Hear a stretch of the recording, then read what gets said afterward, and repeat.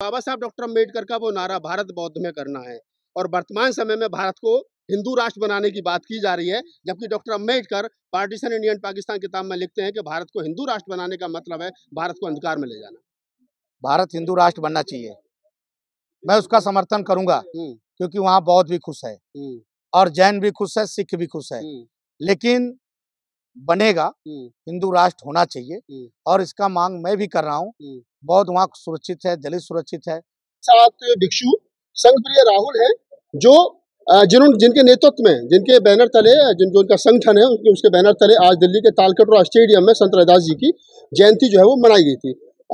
तमाम बड़े नेता, चाहे वो भारत सरकार के हो, चाहे विश्व हिंदू परिषद के बड़े नेता हो, चाहे तमाम संगठनों से जुड़े हुए लोग हों, उन्होंने सबने संत रविदास जी का यहाँ पर गुणगान किया।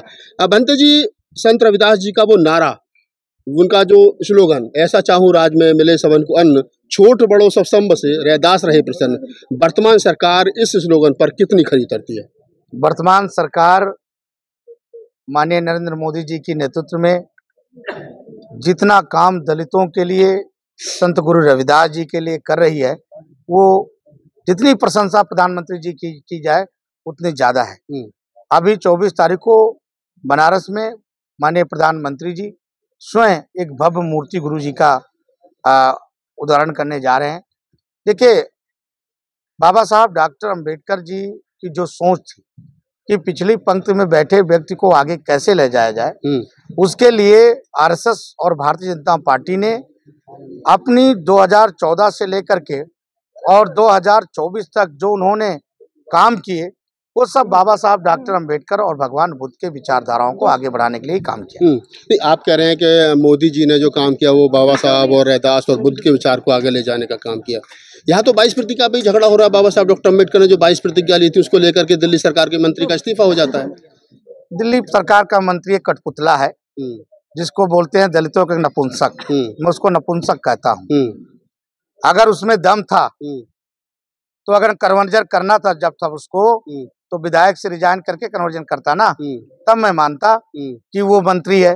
उसको तो जब कुछ बोलना नहीं आया, और जब प्रतिज्ञाओं की जहां बात है, बाबा साहब डॉक्टर अंबेडकर ने व्यवस्था के खिलाफ थी, ना किसी ब्राह्मण बात के खिलाफ थी। बाबा साहब ने कहा मैं ब्राह्मण के खिलाफ नहीं, ब्राह्मणवाद के खिलाफ, व्यवस्था के खिलाफ थी। और अब वो व्यवस्था नहीं है, 22 प्रतिज्ञाओं की व्यवस्था नहीं है। और कहिए, आप राजेंद्र प्रसाद जी की बात किया, राजेंद्र प्रसाद जी एक डरपकू मुंह है, उनको कुर्सी की चाहिए था, और राजेंद्र पाल गौतम को कुर्सी चाहिए था, और ना कि उनको बौद्ध धर्म से कुछ लेना देना नहीं है। अगर वो सही अम्बेडकरवादी होते और सही बाबा साहब के अनुयायी होते, तो बाबा साहब डॉक्टर अम्बेडकर जी की जब उन्होंने 22 प्रतिज्ञाएं दी थी और सरकार ने उनको मंत्रिमंडल से रिजाइन किया था, तो उसी दिन उनको विधायक पद छोड़ देना चाहिए। तब तो मानता हूं मैं कि अम्बेडकरवादी हैं। अरे बाबा साहब डॉक्टर अम्बेडकर ने, जब पंडित जवाहरलाल नेहरू ने 3 तलाक, जो बाबा साहब डॉक्टर अम्बेडकर जी चाहते थे, मैं Hindu code bill, Hindu code bill, जब बाबा साहब डॉक्टर अम्बेडकर चाहते थे पंडित जवाहरलाल नेहरू जी से, और पंडित जवाहरलाल नेहरू ने कहा कि मैं 3 तलाक हिंदू कोड बिल पे कोई समझौता नहीं करूंगा, तो बाबा साहब डॉक्टर अम्बेडकर ने कानून मंत्री के पद से लात मार दिया था। बाबा साहब डॉक्टर अम्बेडकर बनना बहुत बड़ी बात है। लोग बाबा साहब के नाखून के बराबर नहीं है।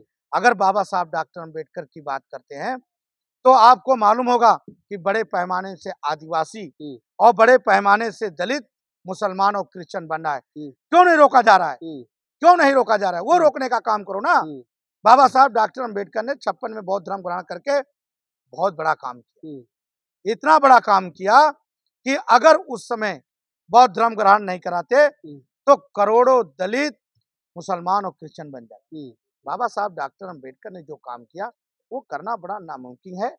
और रही अब आपकी बात सरकार की, भारतीय जनता पार्टी सरकार ने बाबा साहब डॉक्टर अम्बेडकर को भारत रत्न भी दिया, और बाबा सिंह की सरकार ने नहीं है, उस एनडीए की गवर्नमेंट थी। नहीं, बीपी सिंह की सरकार, अटल बिहारी वाजपेयी, काशीराम जी का दबाव था। नहीं, काशीराम माने कुछ नहीं उसमें। नहीं, कैसे नहीं कह सकते? नहीं, काशीराम जी कोई दबाव, मंडल और कमंडल की राजनीति थी।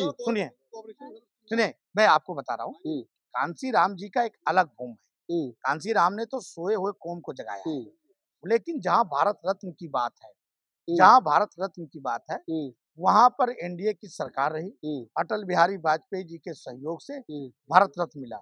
और जो 26 अलीपुर रोड रहा, 26 अलीपुर रोड बाबा साहब डॉक्टर अंबेडकर को अटल बिहारी वाजपेयी जी ने दिया।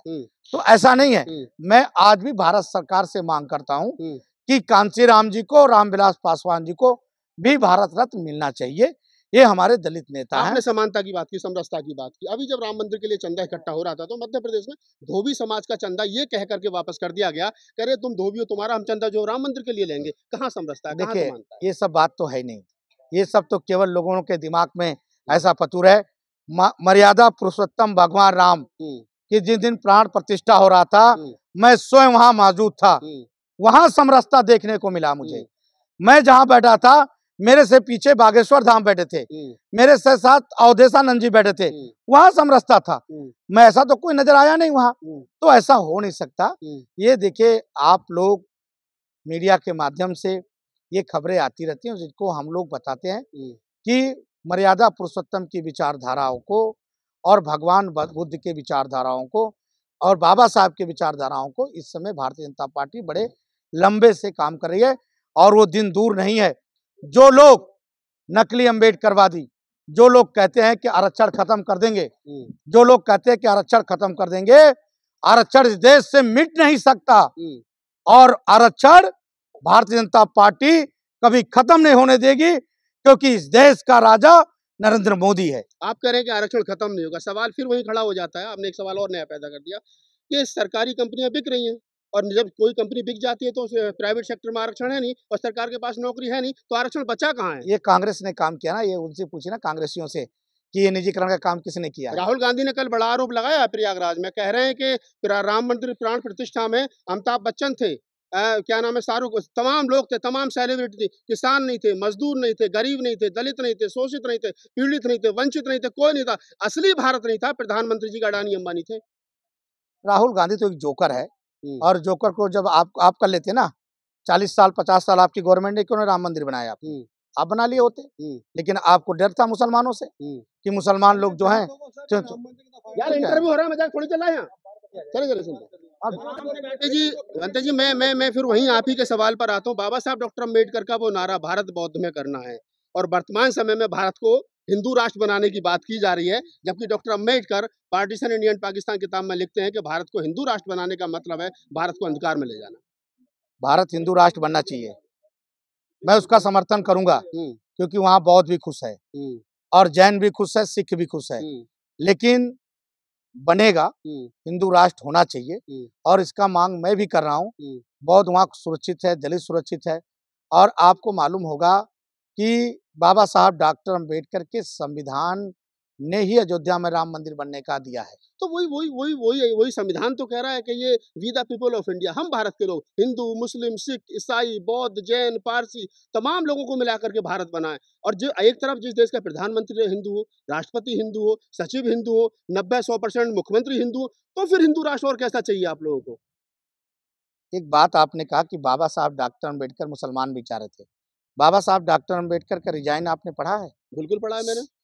6 पेज उन्होंने मुसलमानों के खिलाफ ही बोला है। उसमें ये भी कहा है कि वर्तमान सुनिए, उन्होंने कहा पंडित जवाहरलाल नेहरू को और जिन्ना को कहा, जब जिन्ना ने कहा डॉक्टर अम्बेडकर से कि डॉक्टर अम्बेडकर तुम्हें भी मौका, तुम भी ये देश मांग लो, तो डॉक्टर अम्बेडकर ने कहा मेरी जेबी भी भारत है और मेरी मृत्यु भी भारत है, और जो भी मुसलमान अगर देश को बंटवारा चाहा है, उस मुसलमान को भारत में नहीं रहने दिया जाएगा, और कोई भी मुसलमान अगर भारत में रहता है तो उसकी नागरिकता खत्म होनी चाहिए। ये नहीं कहा था बनते जी, ये बाबा साहब डॉक्टर अम्बेडकर ने स्वयं कहा है।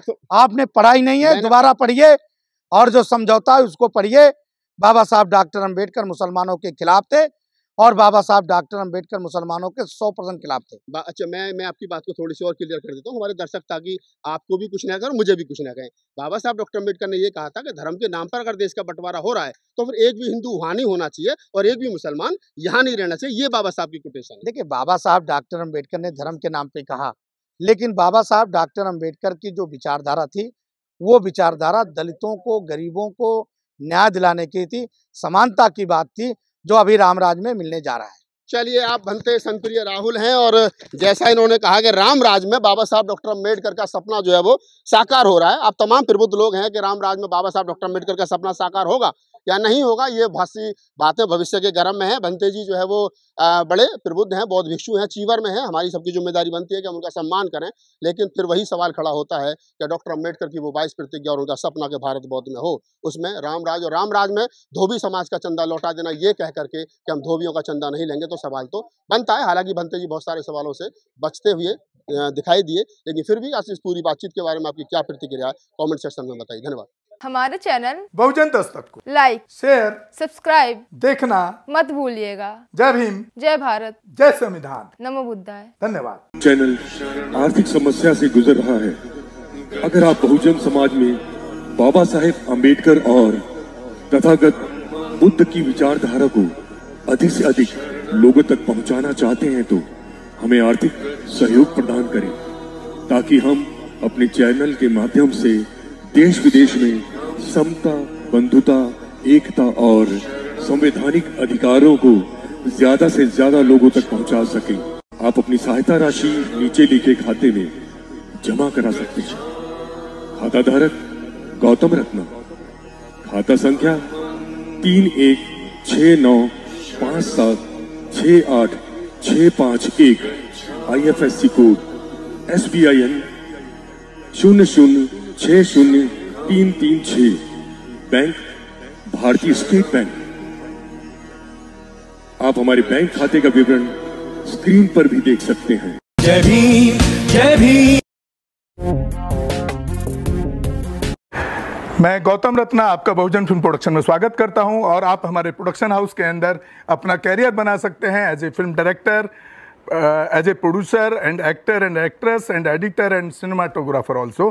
अगर आपको फिल्म से रिलेटेड कुछ भी प्रोजेक्ट आपको बनवाना है तो हमारे पास में पूरा सेटअप है, जिसमें फिल्म कैमरा है, शूटिंग लाइट्स है और एडिटिंग है। सारा A to Z एक ही जगह पर आपको हमारे यहाँ पर मिल जाएगा। तो दोस्तों, आप हमें कांटेक्ट कर सकते हैं हमारे नंबर्स पर 9810085714 और 8510005714। हमारे वेबसाइट पे विजिट कर सकते हैं www.filmserviceindia.com और हमें मेल भी कर सकते हैं gautamfilmsproduction@gmail.com पर। धन्यवाद।